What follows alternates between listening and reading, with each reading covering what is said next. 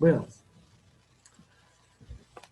quanto aos rebolos, né, que é a nossa ferramenta de desbaste que a gente usa na retífica, né, os fabricantes, eles todos utilizam um código que é um código internacional, ele é universal, esse código. Tá? Ele é composto de letras e números. Tá? E cada letra, cada número tem uma designação, quer dizer uma coisa para nós. Tá? Então, a gente tem aqui um exemplo, está aqui nessa figura, né? A46M5V. Tá? O que quer dizer essas letras que se encontram na especificação desse rebolo? Tá? Então, nessa especificação desse rebolo, o A, né, a primeira letra, né, vamos dizer assim, a primeira letra quer dizer que tipo de abrasivo eu estou usando. Então, pode ser um A, que seria óxido de alumínio, daqui a pouco a gente vai falar mais sobre isso, o AA, óxido de alumínio branco, OA, óxido de alumínio combinado, o C, carboneto de silício cinza, CC, carboneto de silício verde, tá? E o D seria diamante. Tá? A segunda informação, que são aqueles numerais ali, 4 e 6, indicam que esses dois numerais vão te indicar qual tipo de grão que foi constituído esse rebolo. Tá? 8, 10, 12, 14, 16, 20, 24 é grão grosso. 30, 36, 46, 54, 60 é grão médio. 70, 80, 90, 100, 120, 150, 180 é grão fino. De 220 até 800 quer dizer que é ultra fino. Tá? Depois, nós temos mais uma letra ali adiante, né, que vai nos indicar qual é a dureza. Tá? Então, ali a gente tem EFG quando for muito mole, HIJ for mole, LMNO médio, PQR dura, STUV muito dura, WXYZ extra dura. Tá? Depois a gente tem mais um numeral, esse numeral vai nos dizer qual é a estrutura, se ela é fechada, média, aberta ou muito aberta, então vai de 1 a 12. Tá? E por último, vem mais uma letra que indica qual tipo de aglomerante, né? Ou seja, aquilo que foi usado para que os grãos ficassem unidos. Né? Que tipo de aglomerante foi usado para que os grãos ficassem unidos. Tá? V é vitrificado, S é silicato, B é resinoide, tá? R é borracha e M é metálico. Tá? Às vezes não combina bem as letras com português, porque a origem dessas letras é da língua inglesa. Tá? Então, por que B para resinoide e R para borracha não deveria ser o contrário? Tá? Não porque as derivam das palavras em inglês, tá, gente?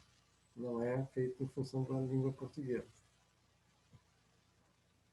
Tá? Há ainda outras informações que vêm no rebolo, tá? São as dimensões desse rebolo, né? Como diâmetro, né? Diâmetro, espessura do furo e largura. E também vem ainda a rotação máxima que é permitida para trabalhar com esse tipo de rebolo. No nosso caso aqui ele está dizendo a RPM máxima, 2.675. Tá? Não se deve trabalhar com uma rotação acima dessa, porque pode haver um problema de desagregação da matéria que compõe o rebolo.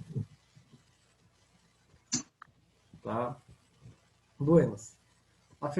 Os rebolos são ferramentas de corte utilizadas na retificadora, tá? E é o rebolo, né, cuja superfície é abrasiva, ou seja, constituída de grãos, pode ser de óxido de alumínio, carboneto de silício, né, e outros que a gente vai ver daqui a pouquinho.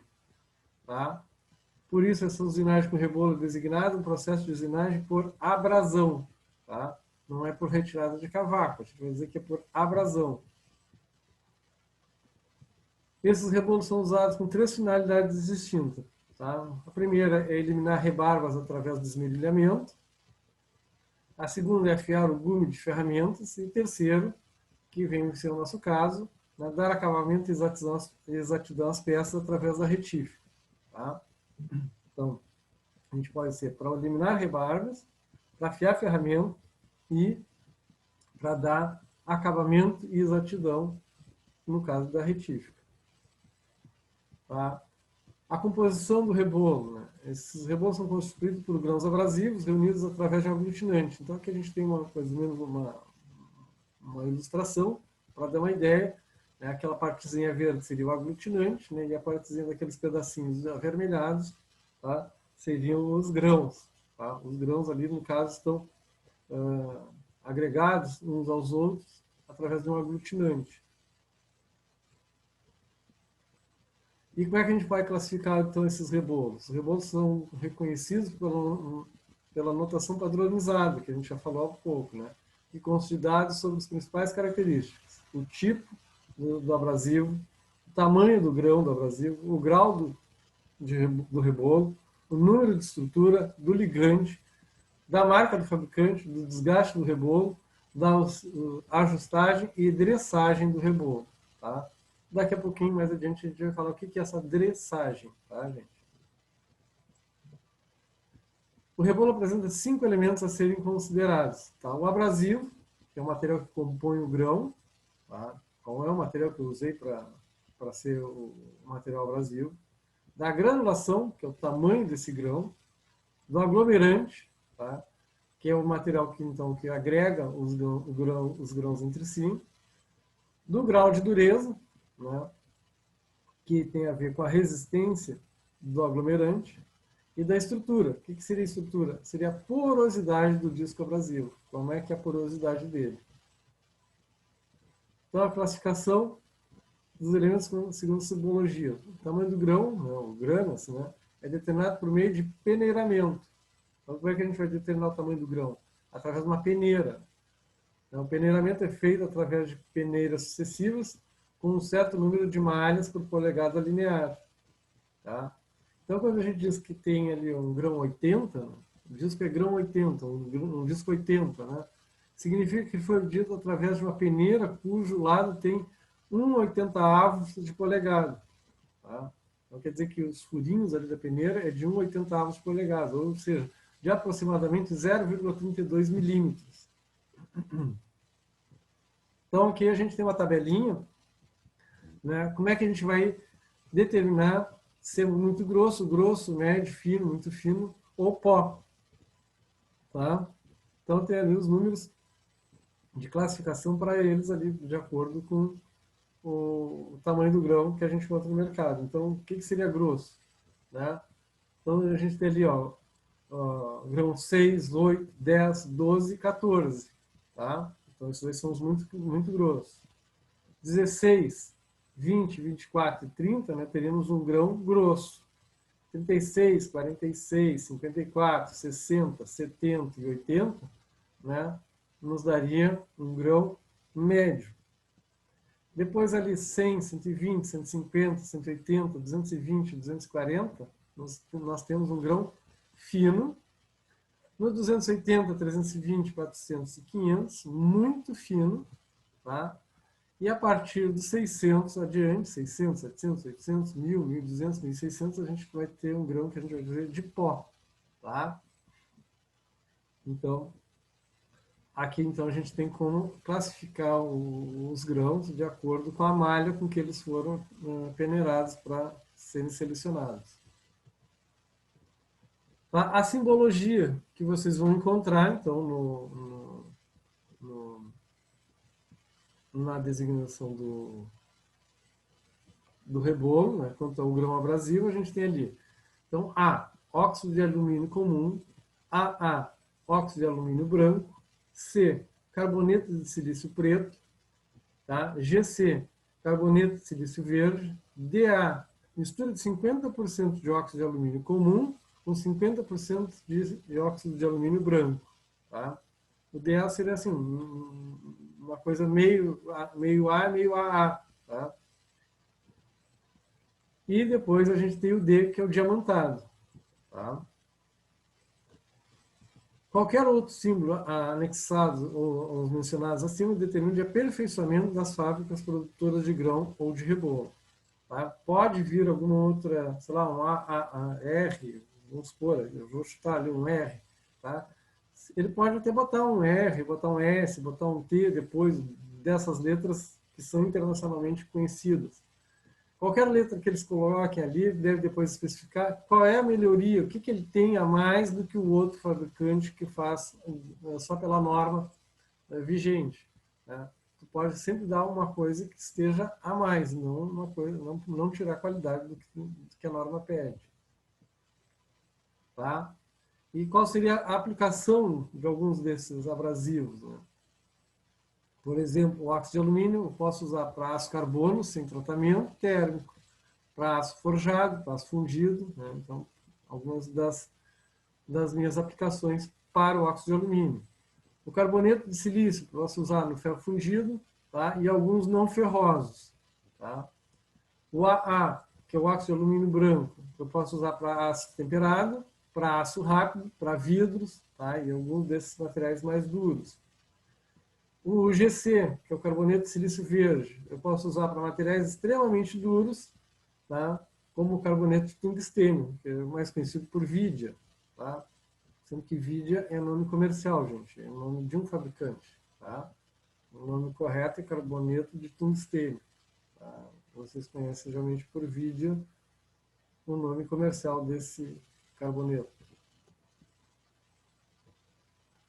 Tá? Então, aqui a gente tem mais ou menos uma comparação. Né? Se a gente fosse pegar um mesmo aglutinante, mesmo material do grão, né, e olhasse o que seria um grão 10, um grão 20 e um grão 46, né, dá mais ou menos para vocês terem uma ideia, né, de quantos grãos tem, né,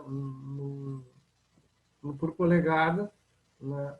No grão 10 tem bem menos, no grão 20 já se encontra mais grãos por polegada, no 46 então a distribuição dele é maior, só que para ter uma distribuição maior de grãos por polegada, vocês vão ter grãos menores. Tá?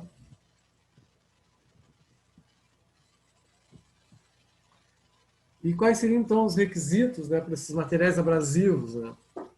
Esses requisitos para esse material abrasivo é que esses materiais têm que ter elevada dureza, tá?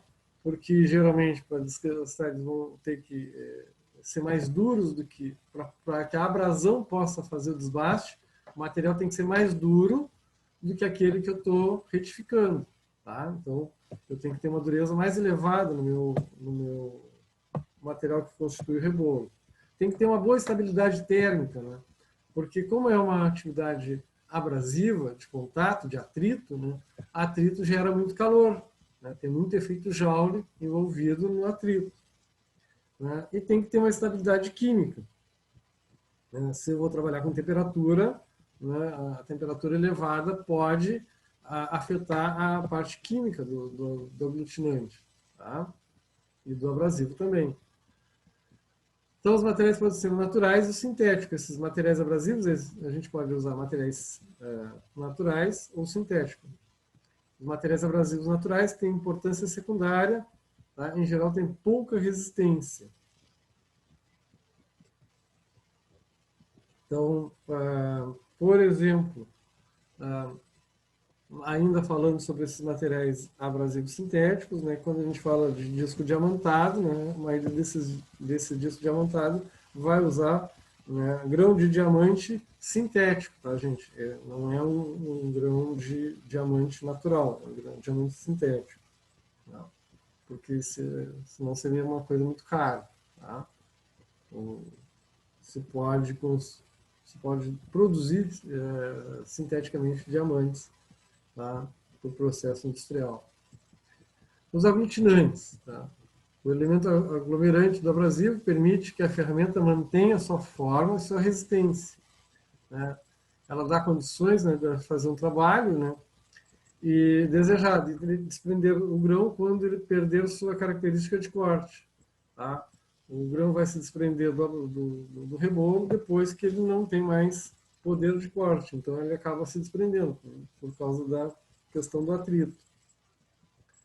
A proporção e qualidade da liga, bem como o abrasivo, determinam dureza e grau de porosidade exigidos pelo tipo de retificação. Então, quais são os aglutinantes mais utilizados que a gente tem? Tá? Então, a gente tem ali a resina sintética, tá? os vitrificados, a borracha, a goma laca, o silicato e o oxicloreto. Então, a escolha desse aglutinante depende do tipo de serviço que a gente vai executar, né? E o aglutinante é o aglutinante que determina a dureza do rebolo. Tá? Não são os grãos abrasivos que vão determinar a dureza. Quem acaba determinando a dureza do rebolo é o aglutinante. Tá? Então, aqui tem uma regrinha que a gente tem que cuidar. Ó. Menor dureza é indicado para trabalho de materiais duros, porque, nesse caso, os grãos abrasivos soltam-se com facilidade da massa aglutinante, dando lugar a novos abrasivos de pontas aguçadas. Rebolos duros são indicados para materiais macios. Tá? Outra característica do rebolo. A ação do rebolo depende também de sua velocidade periférica. Quanto menor a velocidade, mais branda é a ação do rebolo. Tá? Quanto menor a velocidade, menor a ação, uma ação mais branda, né? Com menos intensidade na hora de retirar material. Outra característica importante dos rebolos é a sua porosidade, ou seja, a quantidade de grãos abrasivos, aglutinantes e poros que ele apresenta. Quanto maior tem de ser o rendimento do rebolo, tanto mais porosa deve ser a sua estrutura, para que os cavacos que se soltam possam ser absorvidos pelos poros. Tá? Então, o que se espera, né, é que ele tenha uma boa porosidade para que o cavaco, né, possa ser absorvido nesses poros, não empastando a operação de retífico. Então, vamos ver ali, ó, das ligas mais empregadas, né? O que seriam as vitrificadas? Tá? Essas vitrificadas são feitas à base de mistura de feldspato e argila. Tá? Feldspato é um mineral, tá? Tipo quartzo, uma coisa assim, tá? Então tem feldspato e argila. São os mais utilizados, pois não sofre ataque ou reação química pela água, óleo ou ácido. Tá? Então, essas vitrificadas são usadas nas máquinas retificadoras com velocidade periférica de, no máximo, 35 metros por segundo. Depois a gente tem as resinoides. Tá? Essa nossa liga chamada resinoide, né? Ela é feita com base nas resinas sintéticas, as fenólicas, tá? Fenólicas é porque elas vão utilizar um elemento orgânico derivado do fenol, que é um elemento orgânico de cadeia fechada, tá? Mas só para ter uma ideiazinha do que é, não vamos entrar aqui na química do negócio, tá? Só para saber o que é o fenol. O fenol é um elemento orgânico, né, de cadeia fechada. E permite a construção de rebolos para serviços pesados, com quartos frios, em alta velocidade. Tá? E essa alta velocidade, né, não pode superar os 80 metros por segundo. Tá? Para ter uma ideia, de 80 metros por segundo é mais ou menos 120 km por hora. Outro tipo de liga, né, que a gente pode usar é a borracha, né, que é utilizada em aglomerante de ferramentas abrasivas para corte de metais e em rebolos transportadores de retificadoras sem centro, na centerless. Tá? Então, o de borracha na centerless é para o rebolo aquele de apoio, não é para o rebolo de trabalho.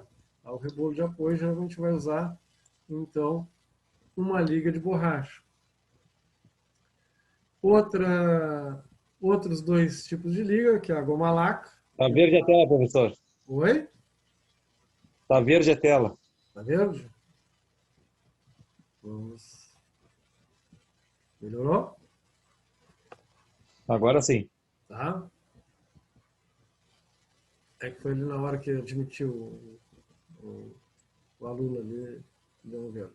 Tá? A goma laca, tá? E os oxicloretos, atualmente em desuso, tá? E só aplicado em trabalhos que exijam cortes extremamente frios em peças desgastadas. Tá? Então, só para saber que já se usou bastante a goma laca e os oxicloretos, né? E hoje estão em desuso.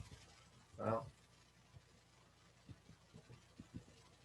Esses dois últimos são naturais, né? Seriam ligas naturais, seriam elementos naturais, né? Os outros são todos sintéticos, né? Vitrificado, resinoide, borracha. Tá? Então aqui a simbologia, né? V para vitrificada, E para goma laca, B para resinoides, O para oxicloretos, R para borracha e S para silicato.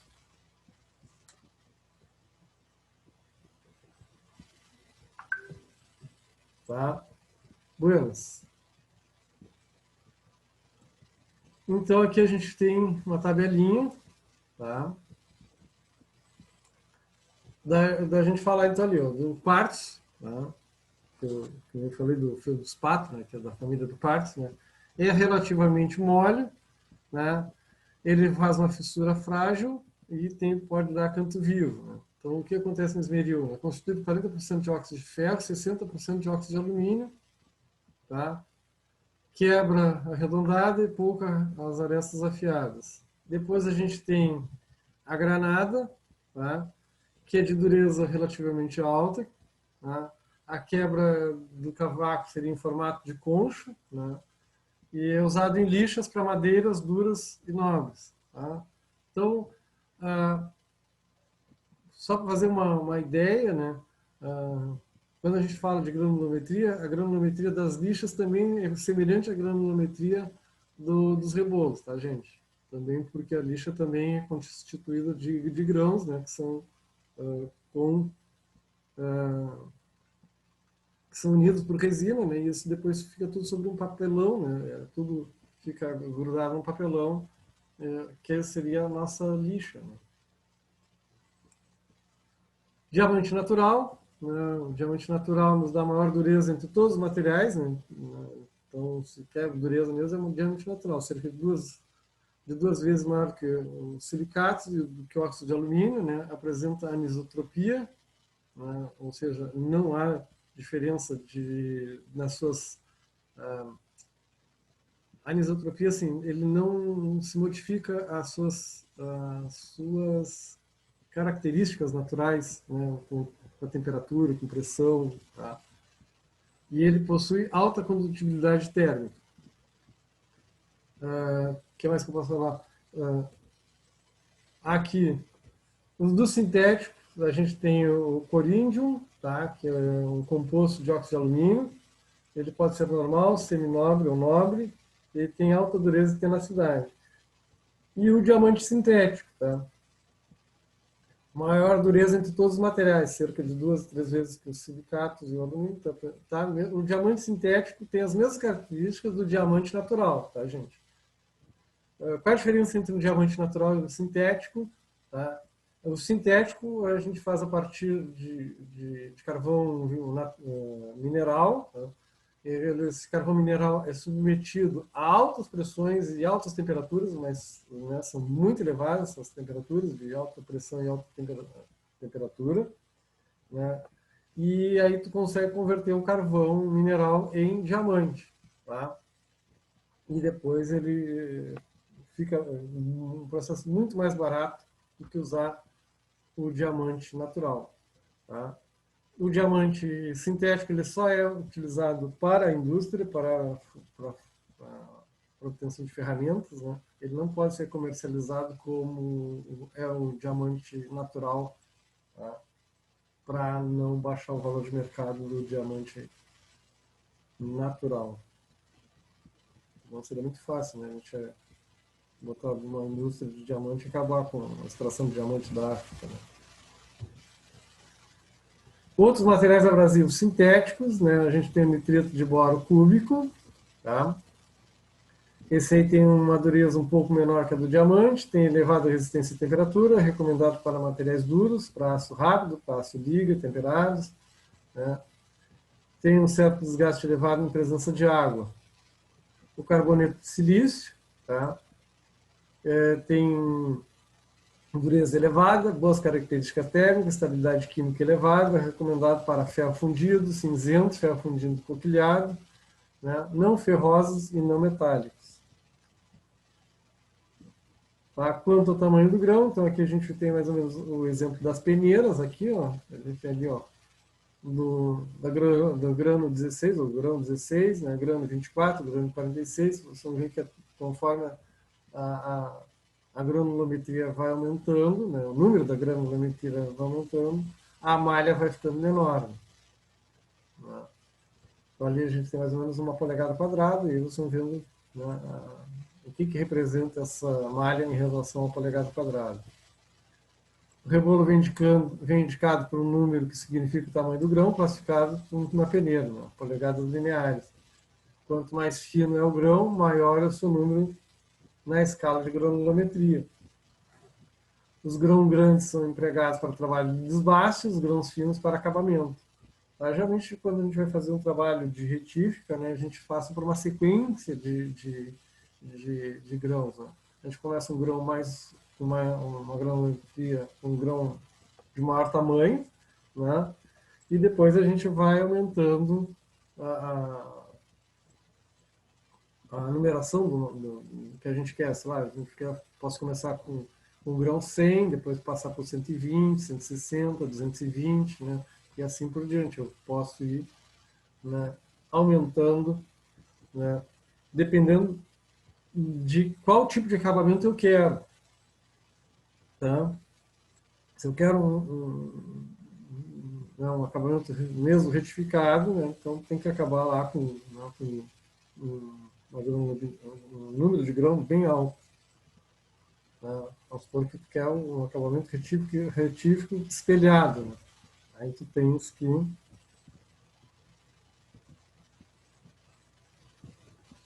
Bueno, os grãos abrasivos são classificados de acordo com seu tamanho por peneiramento. Os grãos que passam por uma peneira que tem 10 aberturas por polegada linear são chamados de grão 10.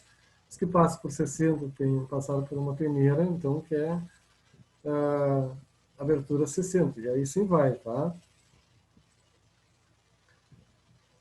O fluido, tá? Vamos falar sobre o fluido refrigerante, tá?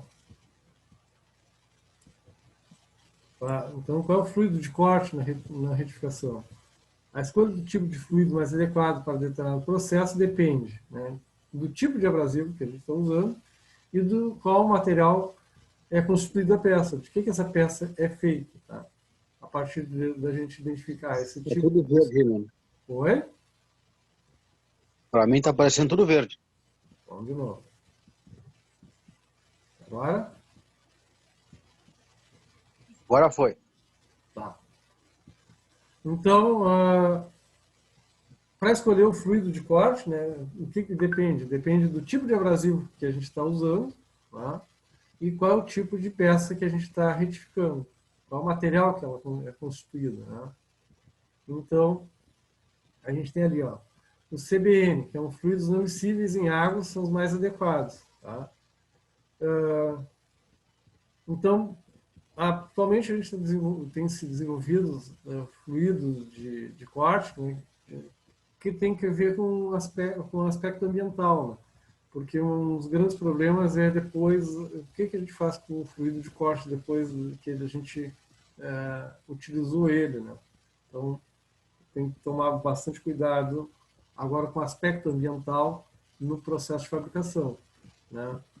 Como a gente depois, né, faz o descarte correto, né, desses fluidos de corte. Então, cada vez mais está se pesquisando fluidos que tenham menor agressão ao meio ambiente. Tá? Então, por isso a gente tem ali, ó, os processos de filtragem, né, para a gente poder reutilizar, né, determinante a escolha do tipo de fluido. Né. A gente tem ali, ó, fel fundido nodular mais CBN mais emulsão. Né, então, você tem que passar por um processo de filtragem para que a gente, né, faça a filtragem de toda a impureza que ficou no nosso fluido. Tá? E o sistema de alimentação do fluido tem um papel determinante para a aplicação mais eficiente desse fluido de retificação. Tá? Outra coisa que a gente tem aqui são os formatos, né, dos rebolos. Qual é o formato? Então, a gente tem diversos tipos de formato de rebolo. Tá? Então, de acordo com o trabalho que a gente quer executar, a gente vai escolher o melhor, né? O mais adequado para aquele trabalho que a gente tem ali. Então, A gente tem ali disco, em forma de disco, né, a forma de disco interno, em forma cônica, né? Depois tem esses que a gente pode usar em retíficas, né, geralmente para trabalho pequeno, né? Essas aqui, ó, cilíndrico, cônico, esférico, tá? Isso geralmente, né, a gente pode usar numa retífica de mão, tá? São... Então aqui, ó, vamos ver assim qual os mais recomendados, né? Se eu tiver um rebolo de disco reto, qual seria a melhor utilização dele? Né? Seria para afiação de brocas e ferramentas. Né? Geralmente aquele que a gente tem no nosso esmeril. Tá? É o tipo do disco reto. Tá? O perfilado, tá? Então um disco perfilado a gente vai usar para peças perfiladas.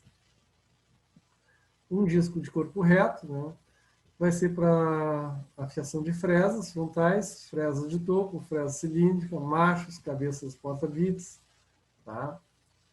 Um de corpo cônico, né? Que é para afiação também de fresa angular, broca de 3 a 4 arestas cortantes, para fresas frontais, para fresa de topo. Então a gente tem aí o tipo, né, e a sua aplicação. Tem mais aqui, ó. Seria mais o disco fino, né? Que é para afiação de machos e brocas. O rebolo do tipo prato, que é para afiação de fresas de forma, né? Fresas detalonadas, fresas cilíndricas, fresas frontais e fresa de disco. Tá? Disco segmentado, seria para retificação plana de ataque frontal no faceamento de superfícies. Tá?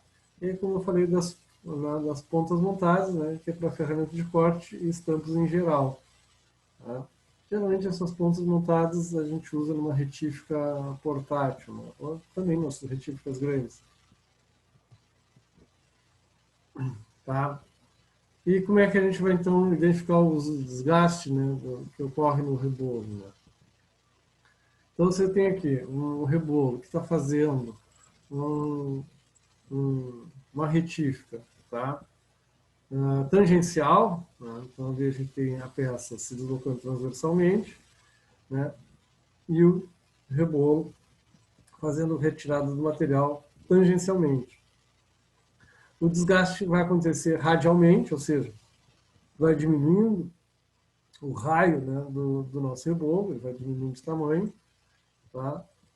E a gente também tem, de acordo com o tipo de operação que está fazendo, né, a gente pode ter ali aquele desgaste de quino e às vezes o raio de arredondamento que a gente precisa, a peça ali, né, ele não vai conseguir dar aquele raio de arredondamento necessário que tu precisavas.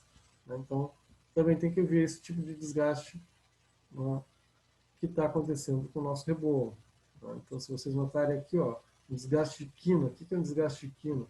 Aqui, ó, esse aqui era o raio de arredondamento que eu necessitava que ficasse, dependendo do tipo de desgaste que tem do rebolo, né, que ele vai acontecendo com o tempo, né, eu não vou conseguir mais fazer, quando o rebolo chegar aqui no canto, né, me dá aquele raio de adoçamento, aquele raio de arredondamento que era necessário, ficando até maior do que o necessário. Tá? Isso depois na peça, dependendo do tipo de peça, pode dar algum problema de assentamento de rolamento, assentamento de sede de algum flange, que seria necessário ter exatamente aquele raio de arredondamento que estava no projeto. Tá? Então, durante a operação de retífica, ocorre desgaste da aresta cortante dos grãos, havendo forte perda de eficiência de corte. Não havendo mais retífica, e sim apenas geração de calor queimando o material. Para o correto funcionamento do rebolo, as tensões entre brigantes devem ser equilibradas de tal forma a quando os grãos abrasivos atingirem desgaste, além do admissível, eles sejam arrancados, dando lugar a outros novos. Né? Isso a gente chama de autoafiação. Tá?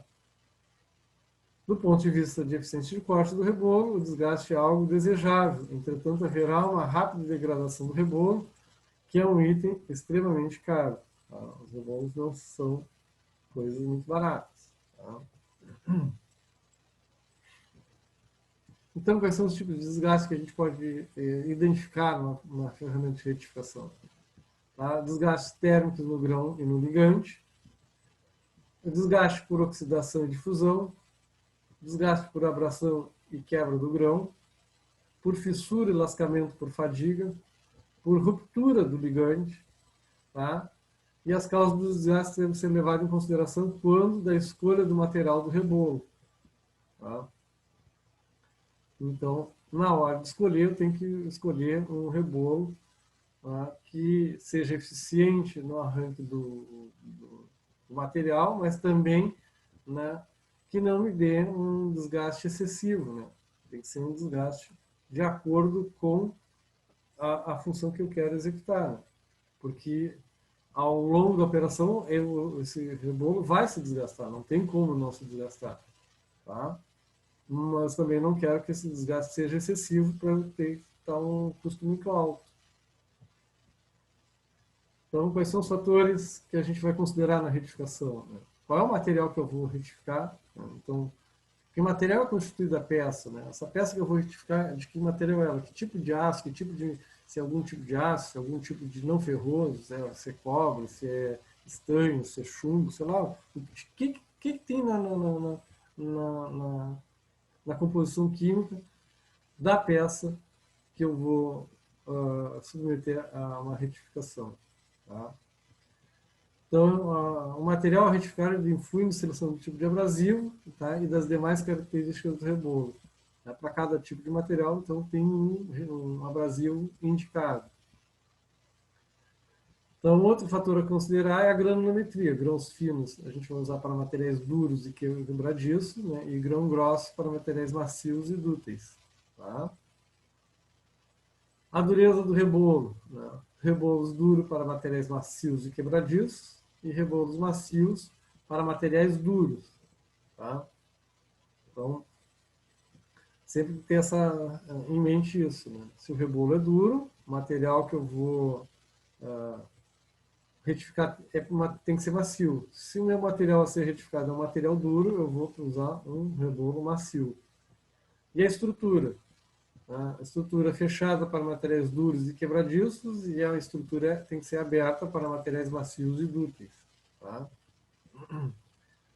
Então, e o ligante? Né? Qual é o ligante que está sendo que constitui esse rebolo? Né?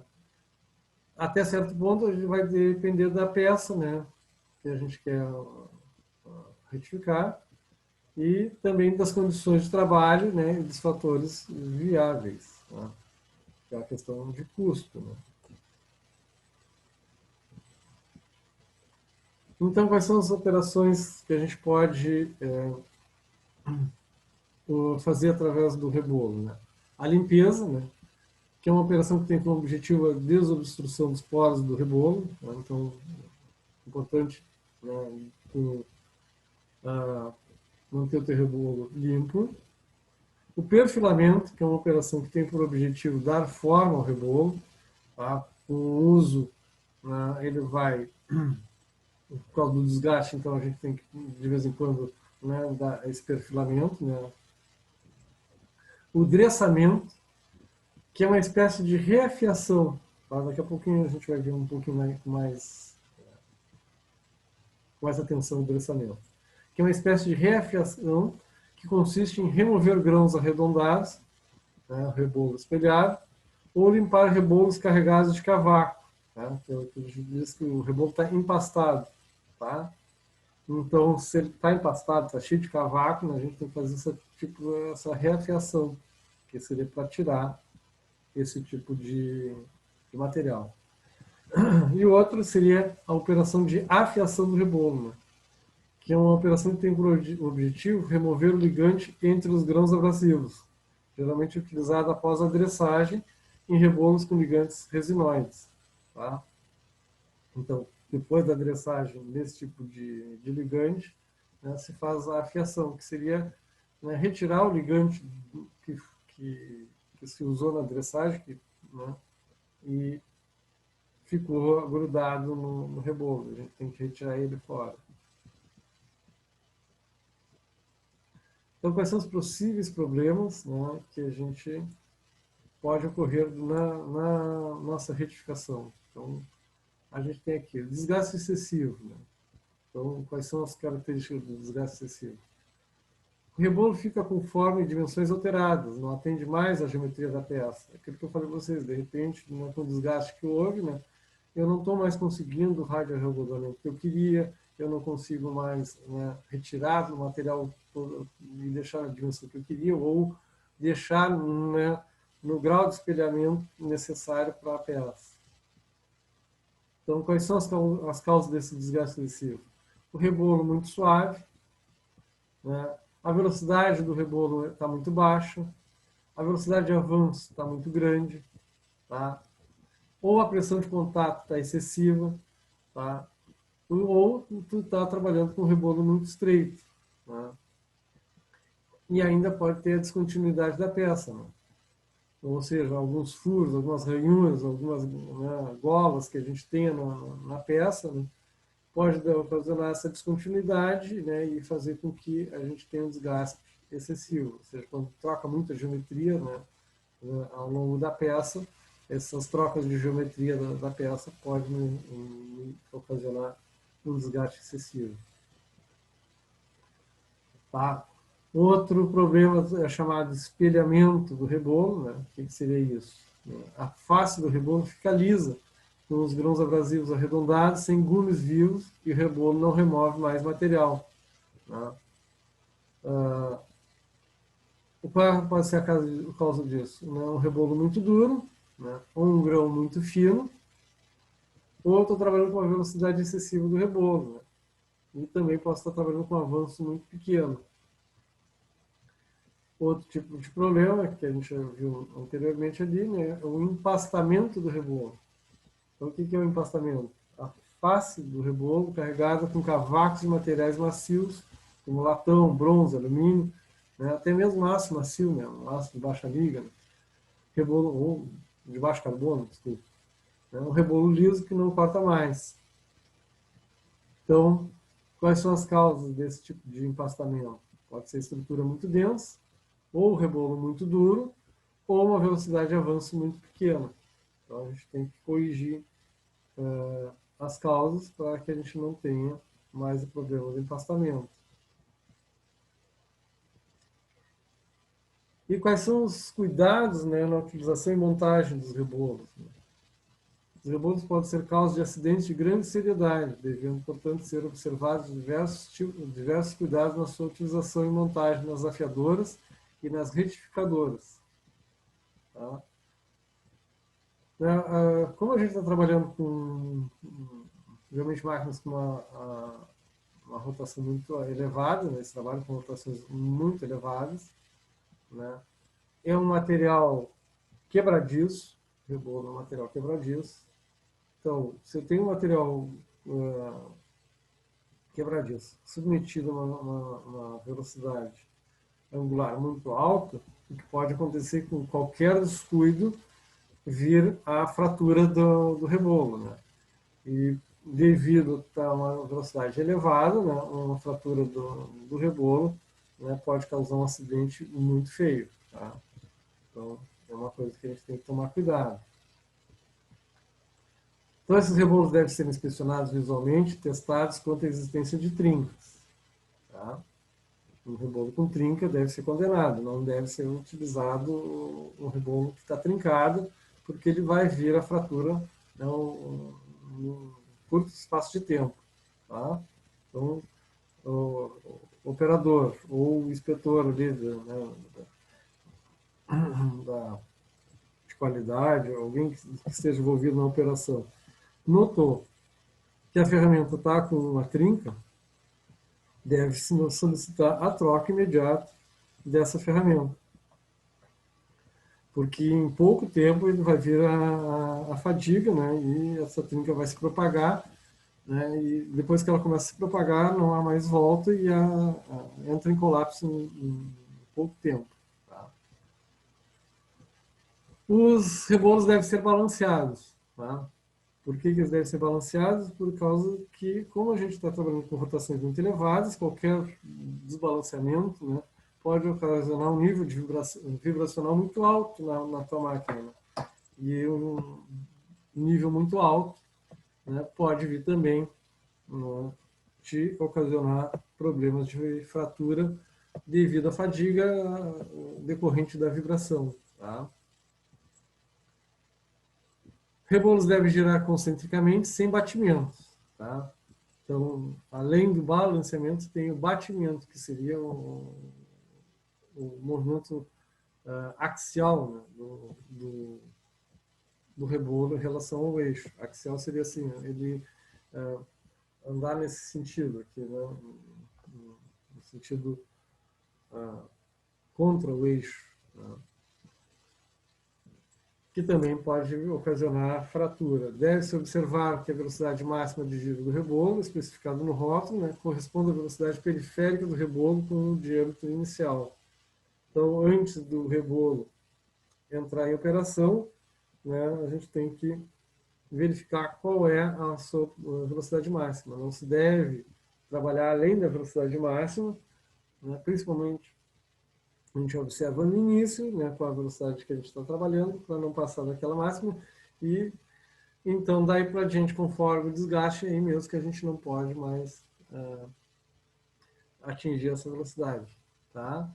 Por que não trabalhar acima da velocidade máxima? Porque pode haver algum problema, né, de desagregação do aglutinante devido à velocidade angular excessiva. Tá? E também a gente deve tomar cuidado, né, na montagem do rebolo. Esses cuidados a gente tem que tomar, então, na operação. E como é que a gente vai proceder à fixação da peça na mesa? Né? Então, existem várias formas da gente fixar a peça na mesa de retífico. Né? A gente pode fixar ela diretamente na mesa, né? Ou fixá-la com transpassadores, né? No caso da peça de formato irregular. Outro modo de fixar a peça à mesa da retificadora é por meio de uma mesa de seno magnética. Tá? Em geral, ela é utilizada nas usinagens de superfícies inclinadas. Uma mesa de seno é exatamente isso, ela trabalha inclinada. Né? Então, tem ali uma regulagem de inclinação, né? E aí a gente pode trabalhar, então, com essa mesa inclinada em relação ao rebolo. Tá? Porque aí deve facilitar, né, a retífica de acordo com o perfil da peça. É possível também fazer a fixação da peça à mesa por meio de uma morsa retificada. Tá? Trata-se de uma forma de fixação utilizada na retificação de materiais não ferrosos. Tá? Então aqui a gente está vendo ali, ó, a utilização de uma morsa. Tá? Tem uma morsa, a peça está presa pela morsa. E ela é recomendada então para materiais não ferrosos, né? Alumínio, ferro. Né? Além dessas, uma das fixações mais comuns é feita por meio de placas magnéticas. Tá? Trata-se de uma fixação utilizada para retificar peças de materiais ferrosos que têm a propriedade de serem atraídos por ímãs. Tá? Por ser, então, a fixação de placa magnética vai ser utilizada para materiais que têm a propriedade de ferro magnética. Tá?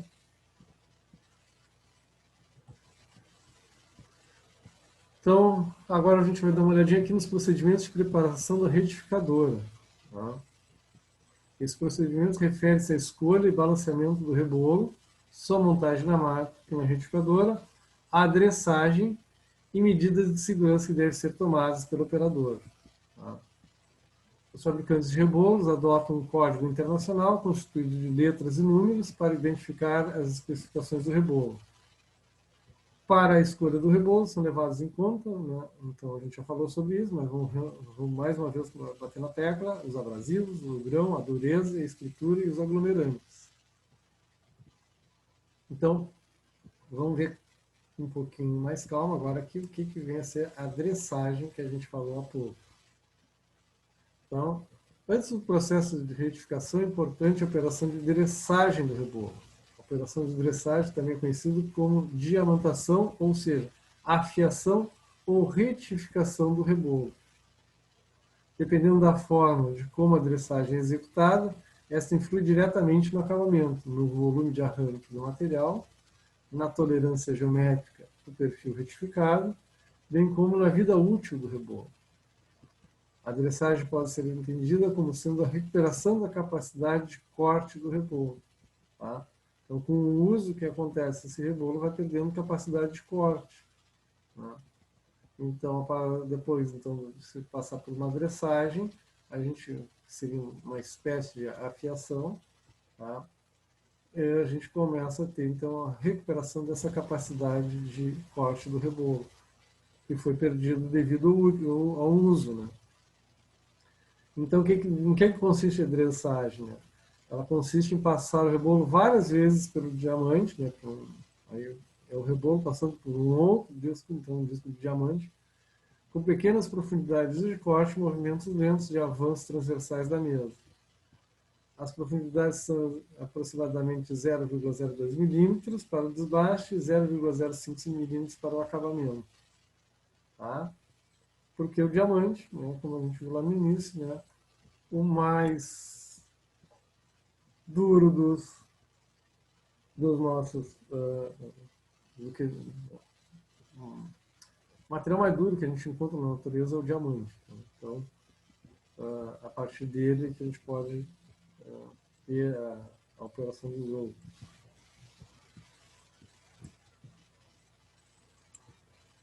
Para evitar aquecimento excessivo das peças submetidas à operação, deve-se usar um fluido de corte em abundância sobre o diamante e o rebolo. A operação de dressagem do rebolo tem como características principais restaurar a capacidade de corte, permitindo que os grãos, novos e afiados, aflorem na superfície, melhorando a agressividade da face do trabalho. Outra coisa que ela deve proporcionar é eliminar da superfície do rebolo partículas de material do processo anterior. Tá? Então, o que acontece? Depois de uma retífica, né, fica agregado no rebolo, depois do uso, né, material daquela peça que foi retificada. Ela vai ficar agregada ali geralmente nos poros do rebolo. Né? Então, depois da dressagem, a gente faz essa eliminação, elimina esse material, né, esse material que ficou agregado no nosso rebolo, ele vai prejudicar a operação seguinte, né, porque ele não é o abrasivo que eu queria, ele não é uma parte útil. Aqui para mim tá só uma tela verde, não sei se está para todo mundo. Vamos lá, a gente faz a... Tá? Para mim também, tá só uma tela verde, já faz um tempinho, né? Pois é, tá só essa telinha verde aí. Travou, eu acho, professor. Você tem que avisar. Quando aparecer a primeira vez a tela verde, já avisem, gente. Não deixa passar. Tá? Apareceu? Agora foi. Tá? Então, essa parte que eu já falei, né, no início da dressagem, tá? A gente estava aqui, ó. A próxima, apareceu? Tá normal?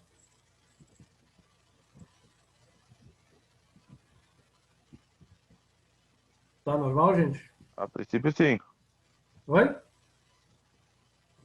Alô? A princípio tá mudando o slide aqui. Tá. Assim que der verde de novo, vocês passam o grito. Manda parar, tá? Não deixa ir adiante, tá? Buenas, então, eu estava ali, né? A gente estava falando ali que a dressagem, né, tinha como característica, né?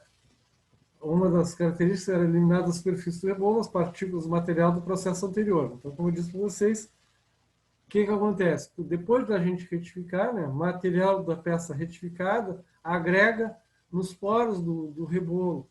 E o que a gente tem que fazer? A gente tem que fazer essa dressagem, que é passar o rebolo por um diamante, né, para fazer a eliminação desse material que ficou agregado nos poros do nosso rebolo. Porque esse material que está agregado, ele vai atrapalhar a próxima operação de retífica. Tá? Por quê? Porque ele não é um material abrasivo que a gente tem no rebolo. Ele é um material estranho né? E às vezes pode ser até da mesma peça do que está ali na operação. Então, a gente não quer que isso ocorra. E outra das características da dressagem, né, é perfilar a face do rebolo para obtenção do acabamento desejado. Tá? E outra coisa é restabelecer o perfil inicial do rebolo quando o mesmo não possui mais o perfil inicial. Tá? Para que a gente tenha, então, todos os cantos normais, a gente tenha toda a face, né, do disco de acordo com aquilo que a gente quer executar sobre a peça. Tá? E, por fim, oferecer concentricidade entre a face de trabalho e o eixo de rotação. Então, vamos ver alguns procedimentos. Né? Vamos supor que você queira retificar um bloco de aço. Então, como é que a gente vai proceder? Quais são os procedimentos que a gente vai ter para fazer isso? Tá? Em primeiro lugar, né, a gente tem que preparar a máquina. A primeira coisa que a gente tem que se preocupar é preparar ela. Tá? Como é que a gente vai fazer? Limpeza da máquina, primeira coisa. Tá? Então, a gente tem que se preocupar com limpeza, não deixar nenhum tipo de impureza da operação anterior, tá? Que possa vir a prejudicar a operação que a gente vai fazer agora. Tá? E quanto ao rebolo, ter todos aqueles cuidados. Né? Balanceamento do rebolo, então a gente tem que providenciar que esse rebolo esteja balanceado. Tá? Provavelmente a gente vai ter que ter alguma máquina, alguma maneira de verificar onde possa verificar que o nosso rebolo esteja balanceado. Tá? Realmente se trabalha com uma balanceadora. Tá? A fixação, tá? Então, como a gente vai fixar o rebolo, né? Que a gente faça a fixação correta dele para que ele não fique, né, com folga axial, que não fique com folga radial, né, porque ele possa vir a ter um nível de vibração devido a essas folgas e ele venha a entrar em falha. Tá? Se preocupar se o rebolo não é novo, né, a dressagem do rebolo, se esse rebolo já foi dressado, ou seja, se ele já foi afiado e limpo. Tá? E, claro, a correta seleção, antes de tudo, né? Acho que até inverteria essa ordem, né? Primeiro seria a seleção do rebolo, né? Então, a seleção do rebolo previamente, né, feita e adequadamente, né? Tá? E outros cuidados que a gente tem, então, durante a dressagem ou retificação do rebolo, deve ser o seguinte cuidado, né? Se o fluido de corte deve cobrir sempre a peça de contato do diamante com o rebolo. Né? Após a retificação do rebolo, é necessário limpar a superfície da placa magnética com panos não felpudos, tá? Para não ficar nenhum tipo de felpa, não ficar nada do pano sobre ele. Tá? Então, não vamos deixar nenhum tipo de resíduo, do pó abrasivo. Tá? Em seguida, a gente vai colocar o bloco suavemente sobre a placa magnética. Né? Então, o bloco que a gente quer fazer a retífica, né? Vai ser colocado sobre a placa magnética. Tá? Aí a gente fixa a peça na placa magnética. E a primeira coisa, então, é aproximar o rebolo da superfície a ser usinado. Tá? Movimentando o cabeçote manualmente, né? Mas sem tocar a peça. Então, vocês estão vendo a figura ali, ó. Está ali a peça sobre a placa, já está fixa, e depois, então, faz o quê? Faz a aproximação do cabeçote, né, manualmente, até chegar perto da peça, mas não vai tocar. Tá? A gente chega bem perto ali e não toca. Tá? Buenas. A seguir, a gente desloca a mesa manualmente até o rebolo sobrepassar a peça. Tá? No seu comprimento total, numa distância de aproximadamente 10 milímetros de cada lado. Tá? Então, faz a mesa se movimentar, né, de um lado para o outro, né, passando 10 milímetros para cada lado. Após isso, né, a gente aperta firmemente os limitadores, né, que é para dar os limitadores é o que vai me dar qual é o limite de deslocamento linear da peça. Tá? e põe o rebolo em funcionamento, mantendo-se de lado para não se acidentar. Essa aqui é uma recomendação já meio antiquada, porque hoje toda máquina ela vai ter uma proteção, tá? Essa apostila é de uma época em que as máquinas não tinham ainda esse monte de cuidado que se tem hoje quanto ao acidente de trabalho. Tá? Quando o rebolo entrar em funcionamento, acione o movimento da mesa de modo que o rebolo entre em contato com a parte mais alta da superfície do bloco. Tá? Leve o anel graduado a 0. Tá? Então, aqui para saber conforme está a altura que vai ser utilizada para desbaste. Desloque a mesa na posição transversal e longitudinal até que o bloco fique livre do rebolo. Aí sim, a gente dá a profundidade de corte, né, e regula o valor do avanço transversal da mesa por passada. Esse valor depende da largura do rebolo. Tá? Então tem uma nota prática, né, que a gente usa 1/3 da largura do rebolo para a retificação de desbaste e 1/10 da largura do rebolo para a retificação de acabamento. Tá? E aí, então, retifica-se a peça, né? Ou seja, liga-se e deixa a máquina trabalhar. Né?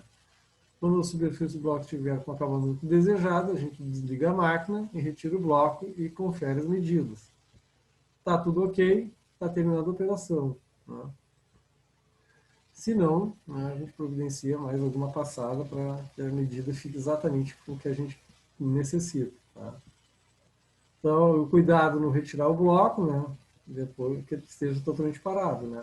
Essa é, mais uma vez, uma recomendação, né, de uma máquina que hoje não tem mais como fazer isso. Tá? Hoje só vai retirar a peça porque ela vai estar exatamente parada. Tá? Hoje as máquinas já têm um nível de segurança. É claro que se tiver uma máquina muito antiga, né, que não passou ainda por uma remodelação, né, ela pode ainda ser condenada pelo Ministério do Trabalho, né, porque as máquinas têm que ter vários níveis de segurança para que não haja acidente. Tá? Então, mas aqui é só mais uma recomendação, né, para que não haja nenhum tipo de acidente. Retire o bloco sem arrastá-lo sobre a peça magnética para que a superfície retificada e a mesa não sejam danificadas. Para que a superfície retificada apresente exatidão dimensional e bom acabamento, então é necessário levar em conta o tipo de material a usinar, o tipo de trabalho a ser feito, o tipo de granulação e o aglomerante do rebolo. O aglomerante vitrificado, utilizado na maioria dos rebolos fabricados, está entre 70% e 80% do total. Tá? Então, daqueles que a gente viu ali, né, só para vocês terem uma ideia, que o aglomerante vitrificado é a grande maioria dos rebolos que a gente encontra. Né? Entre 70% e 80%, né, dos rebolos de mercado são com aglomerantes vitrificados. Tá? Aqui, então, a gente tem umas recomendações, né, nessas escolhas. Né? Então, recomendação quanto à velocidade da mesa. Né? Existem as seguintes relações. Material mole, maior velocidade da mesa. Material duro, menor velocidade da mesa. Rebolo de liga vitrificada. Né? A gente usa para baixa velocidade, ou seja, velocidades até 33 metros por segundo. Rebolo de liga resinoide, alta velocidade, até 45 metros por segundo. Tá? Entre o vitrificado e o resinoide, a gente tem quase, né, a grande maioria dos rebolos de mercado. Quanto à dureza do rebolo? Material mole, né? Então, só para a gente relembrar. Material mole, rebolo duro. Material duro, rebolo mole. Tá? Quanto à estrutura, quanto à porosidade, né? Desbaste, estrutura aberta. Acabamento, estrutura fechada. Tá? Então, se eu estou trabalhando com desbaste, pode ser um rebolo poroso. Né? Se for um acabamento, né, a gente vai ter um rebolo mais denso, né, mais fechado, com menos poros. Bom, e sobre o balanceamento do rebolo, depois de escolher o rebolo, né, é preciso balanceá-lo e dressá-lo. Assim ele fica bem equilibrado, evita vibrações na retificadora e permite a obtenção de superfície de acabamento fino. Tá? Como podemos balancear o rebolo? Tá? Primeiramente, verifica se o rebolo em relação às trincas. Para isso é necessário suspender o rebolo pelo furo e submetê-lo a pequenos e suaves golpes, dados com um macete ou um cabo de chave de fenda. Gente, vou usar macete, tá? Esse história de cabo de chave de fenda é gambiarra. Tá? Se o rebolo não estiver trincado, ele irá produzir um leve som metálico. Quando se estiver trincado, o som será apagado, né? Um som meio xoxo. Assim, né? Nesse caso, o rebolo deve ser substituído. Tá? Porque nem sempre a trinca é visual, às vezes a trinca é interna. Tá? Então, através do som, eu posso identificar se existe algum tipo de trinca interna. Tá? Se o som é contínuo, ou seja, um som metálico, quer dizer que não tem trinca interna. Então, se tiver esse som apagado, meio xoxo, né? Então quer dizer que ali existe uma trinca interna. Buenas. Tá? E quanto ao balanceamento, né, geralmente a gente tem máquinas para fazer isso, que são máquinas balanceadoras. Tá? Existem alguns procedimentos de balanceamento que não são feitos não são em máquinas balanceadoras, mas aí já é uma outra técnica, né, que requer um outro tipo de estudo. Mas geralmente se usa uma balanceadora, tá, para balancear. Geralmente esses rebolos de retíficas são bem grandes, são bem volumosos, né, dependendo do tipo de estrutura que a gente está retificando. Aí, então vale a pena se investir em ter uma balanceadora. Bom, tem uma coisa também chamada rótulo de assentamento. Né? Os rebolos possuem um rótulo de papel em suas laterais. Seu uso é obrigatório em todas as montagens e não deve ser reutilizado, pois serve para melhorar o assentamento dos flanges, visto que no processo de fabricação do rebolo, as superfícies ficam irregulares. Então, a função desses rótulos ou discos de assentamento é distribuir a pressão de aperto uniformemente. Tá? Então, ele está ali não é só para propaganda. Aquele rótulo, né, que está ali, aquele disco ali, é para distribuir a pressão, a tensão que se tem quando se faz um aperto, tá? Para que não haja nenhum tipo de quebra do rebolo. No momento de aperto dos flanges, sem o rótulo pode ocorrer a má fixação, tá? E até mesmo a quebra do rebolo. Aqui a gente tem ali, ó, uma montagem ali, ó, do rótulo de assentamento do rebolo, né? Onde a gente vai colocar os rótulos na parte de baixo, né? Que é chamado de flange de encosto, e na parte superior, que é o flange de aperto. Tá? E aí a gente tem o aperto dos flanges. Né? Em seguida, o rebolo deve ser montado sobre o flange, onde a gente coloca o flange superior, de maneira que os dois flanges sejam unidos por parafuso de fixação. Tá? Esses parafusos de fixação devem ser apertados em cruz, obedecendo a sequência. Então, tem uma sequência, né, para a gente fazer o aperto. Tá? Geralmente, eles são diametrais, esses apertos. Né? Vocês notarem ali, ó, tem diametralmente ali. Ó. Então, tem o 1 e o 2. Então, eu aperto 1, depois eu aperto 2. Depois eu aperto 3 e aperto 4. Depois eu aperto 5 e depois eu aperto 6. Tá? Aqui no outro aqui tem 8 parafusos. Ó. O 1 e o 2. Tá? 1 e o 2. O 3 e o 4 em cruz. O 5 e o 6 depois na diagonal. Depois na outra diagonal o 7 e o 8. Tá? E a gente vai usar um torquímetro, uma chave de torque para apertar esses parafusos. Tá? Existe uma norma, né? A gente tem ali a BNT 15230, né, de 2005, onde ela diz que o torque a ser aplicado não deve ser de 30 Nm. Tá? Então, no torquímetro ele tem um relógio ali que, conforme tu está apertando o parafuso, ele vai mostrando qual é o torque que tu está aplicando no teu parafuso. Né?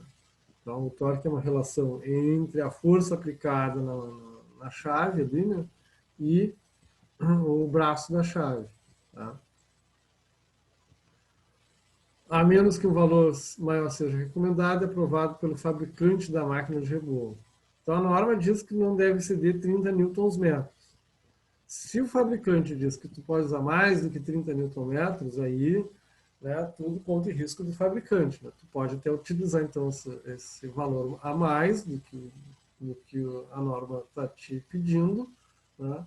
Mas se com qualquer coisa vir a acontecer, algum tipo de fratura vir a acontecer por causa de aperto, né, foi por conta e risco do que o fabricante disse que poderias usar mais do que a norma recomenda. Buenas, tá? Com isso aqui a gente vai terminando a parte de retífica, tá? Depois da retífica a gente vai ver mais um outro tipo de usinagem, tá? Que é o brunimento, que é ainda dentro dessa parte de usar as ferramentas que não têm geometria definida, tá? Então, vamos ao próximo assunto, né? Que é o brunimento, tá? Então, o que vai ser o brunimento? Também é um processo de remoção de cavaco por uma ferramenta abrasiva, né? Então, ó, é um processo de fabricação com remoção de cavaco a partir da ferramenta abrasiva, tá? Em contato com a peça. As ferramentas também são constituídas de grãos ligados para a melhoria da forma, medida e superfície da peça usinada. O brunimento geralmente é empregado após um processo de fabricação fino anterior. Tá? Então, aqui a gente tem alguns exemplos de brunidores. Tá? Então, tem vários formatos para brunidor, vai depender do tipo de peça, de geometria da peça que a gente tem para fazer a operação. Tá? Depois a gente tem um outro tipo de usinagem que utiliza ferramentas de geometria não definida, que é a lapidação, tá? Que é também utilizado com remoção de cavaco, né? A partir pelo deslizamento entre a superfície da peça e ferramenta. Tá? Também a ferramenta é um material abrasivo, né?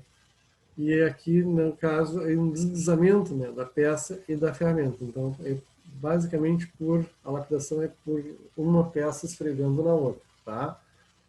O material abrasivo na fenda de trabalho promove a remoção através da rolagem entre a ferramenta e a peça. A profundidade de impressão depende da carga aplicada, de 5 a 10% do diâmetro dos grãos. A trajetória dos grãos permite que todos eles trabalhem de forma cíclica. Tá? Então, a gente tem um processo de fabricação com remoção de cavaco, utilizando os grãos abrasivos. Os grãos são soltos e suspensos em líquido ou pasta. A partir de movimentos aleatórios, os grãos promovem a forma da ferramenta. Possibilidade de obtenção de superfícies de excelente qualidade. Superfície usinada através de ranhuras aleatórias, brilho opaco e desgaste extremamente pequeno. Pode-se obter superfícies de formas geométricas e dimensões variadas. Tá?